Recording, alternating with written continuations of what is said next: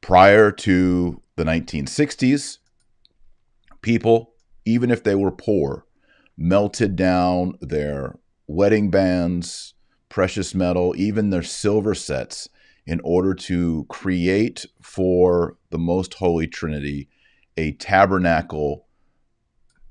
Can't even say fitting because not even gold and silver are precious enough for the body of Christ.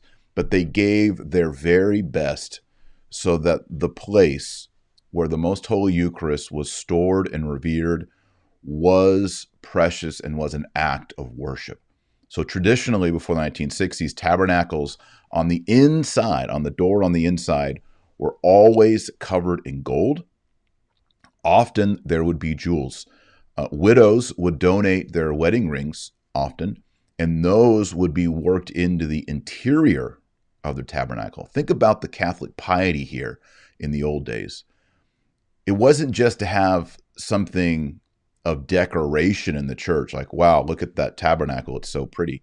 They wanted the inside of the tabernacle to be more precious than the outside. So much so that traditionally, before the 1960s, the tabernacle was veiled. This is one way you know when you're in a traditional Latin Mass context. You go into the church, the tabernacle will have a veil on it. Why is that? Because we veil what is sacred. Let me repeat that. We veil that which is sacred. Nuns are veiled. Priests are veiled. Vestments are a way of veiling the identity of the priest. It puts something sacred over him. So when he functions ceremonially, he himself is veiled. Even offering Mass ad orientem is a veil.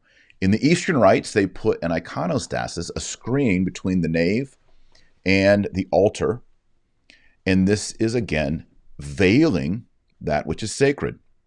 We use sacred languages like Latin. Latin veils what is sacred. Women, who are the sources of human biological life, wear a veil on their head. St. Paul teaches this in 1 Corinthians. He says, because of the angels, women should cover their head.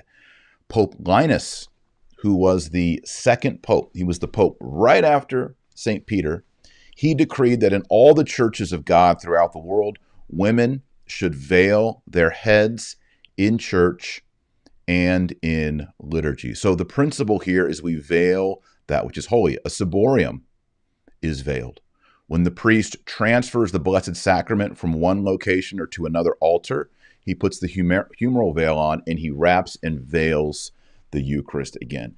Veiling, veiling, veiling. In the 1960s, what we saw was unveiling. They unveiled the tabernacle, they unveiled the nuns, they unveiled the women, they unveiled the priest.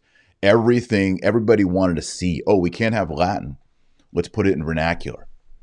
And so what happened is more and more over the decades since the 1960s and since the Novus Ordo rites, people have lost the appreciation for mystery, awe, and reverence. It is a fact.